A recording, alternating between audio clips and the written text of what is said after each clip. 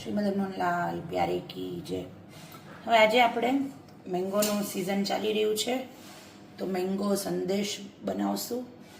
એ એક બરફીની જેમ બી તમે લઈ શકો, એમાં પેડાની જેમ બી તમે લઈ શકો છે। આ છેનાની મીઠાઈ પનીરની, તો એની માટે આપણે 1 લીટર દૂધ લેશું।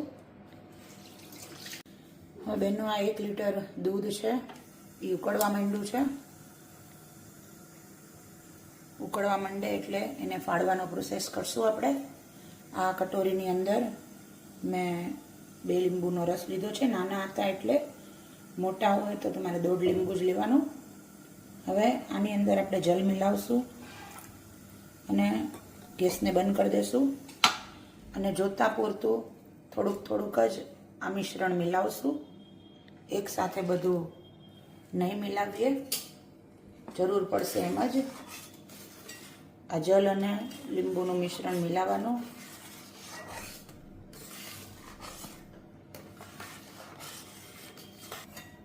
હવે આ દૂધ ફાટી ગયું છે, આટલું મારે રહી ગયું છે, એની પહેલાં જ ફાટી ગયું છે। હવે આને આપણે એક કાણાવાળું પાત્ર લેશું, એની ઉપર આ મલમલનું કપડું પાથરશું એટલે બધું જલ નીતરી જાય। આની અંદર પધરાવશું, બધું જલ નીકળી જાય। હવે આની અંદર આપણે જે લીંબુ કર્યું હતું એની ખટાશ કાઢવા માટે આને આપણે ધોવું પડે તો બધી ખટાશ નીકળી જાય। તો 2 લોટી જલથી હું આને ધોઈશ, બધી ખટાશ નાખેલી એનાથી નીકળી જાય। હવે આનું જલ બધું તારવી દીધું છે। આની ઉપર હવે વજન મૂકીને આપણે એને સાવ તારવી લેશું। કંઈક વજન મૂકી દેશું, ડબ્બો કે એવું કંઈ। સંદેશ બનાવવા માટે આપણો આ પનીર રેડી છે। આને હવે પાત્રમાં ઊંધો કરશું અને આની જેટલી કણી છે એ બધાને ભાંગશું। હવે આને આપણે જે હથેળી હોય એનાથી મસળવાનું, સાવ લીસું થઈ જાય ત્યાં સુધી પંજાથી હાથના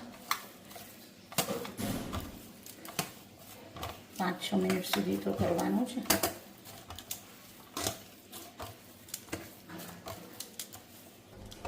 2-4 મિનિટ થઈ ગઈ છે। આમાં રસગુલ્લા નથી કરવાના એટલે બહુ મસળવાની જરૂર નથી, ખાલી એક રસ થાય એટલું રાખ્યું છે। હવે આપણે આ એક મેંગો લીધી છે, એના ટૂંક કર્યા છે। આ મેંગોને હવે એક રસ કરશું, પછી આની અંદર ઓલો છેનો પધરાવશું। એક મોટી મેંગો લીધી છે, કેસર કેરી, એક નાની ચમચી ઘી પધરાવશું। તમે ચાહો તો રસ પણ પધરાવી શકો, પણ આમાં ચંક્સ આવે તો સુંદર લાગે।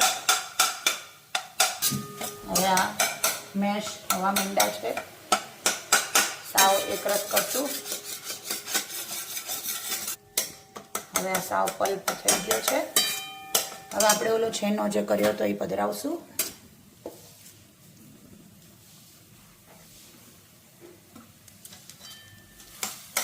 અને એમાં ખાંડ પધરાવશું।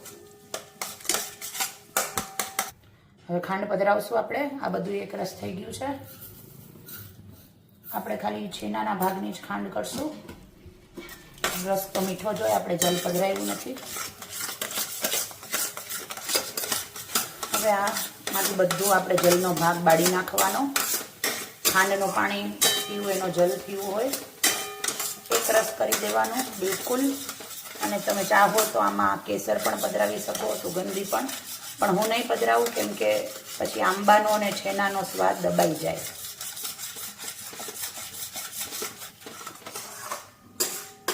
થોડું ઘી પધરાવશું આમાં અને જ્યાં સુધી વાસણ છોડશે ત્યાં સુધી હલાવશું। હવે આ વાસણ છોડવા માંડ્યું છે, બધું ભેગું થવા માંડ્યું છે, તમે જોઈ શકો છો। હવે બેનો તમે જોઈ શકો છો, આખું લોહીયું ક્લીન થઈ ગયું છે, બધું ભેગું થઈ ગયું છે। ગેસ બંધ કરી દેશું। હવે આપણે આમાં પોળું કરી દઈશું એટલે ઠરી જાય। પછી આપણે એની બરફી કરશું. હવે આ સંદેશ જે છે આપણું ઠરી ગયું છે, આપણું પોળું કર્યું હતું, હાથ લગાડી શકીએ એવું થઈ ગયું છે. તો આને તમે સંદેશ, કલકત્તામાં આને સંદેશ કહીએ, તમે પનીરની બરફી પણ આને કહી શકો છો. તેની માટે મેં આ લાડવાનો મોલ્ડ લીધો છે, એમાં ઘી ચોપડી દીધું છે. હવે એની અંદર આપણે પિસ્તાની કતરણ પધરાવશું અને એની અંદર આ જે પનીરનો માવો આપણે તૈયાર કર્યો એ ભરશું.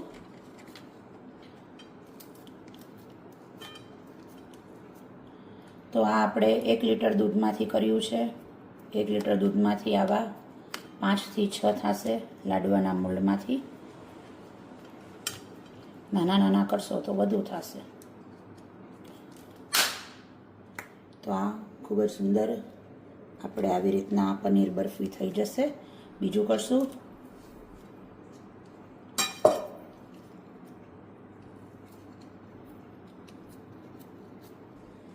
તો બેનો આ આપણી મેંગો સંદેશ થઈ ગઈ છે તૈયાર. તમે જેમ આપણે મેંગો કરી એમ તમે નારંગીની પણ કરી શકો, પાઇનેપલની પણ કરી શકો. ફ્રૂટ્સ બદલતા રહ્યો ને પનીર બરફી આવી રીતના બનાવી શકો. અને કાંઈ કોઈ ફળ ના એડ કરવું હોય તો સાદું પનીરની પણ કરી શકો. તો આ મેંગો સંદેશ પનીર બરફી એ રેડી છે.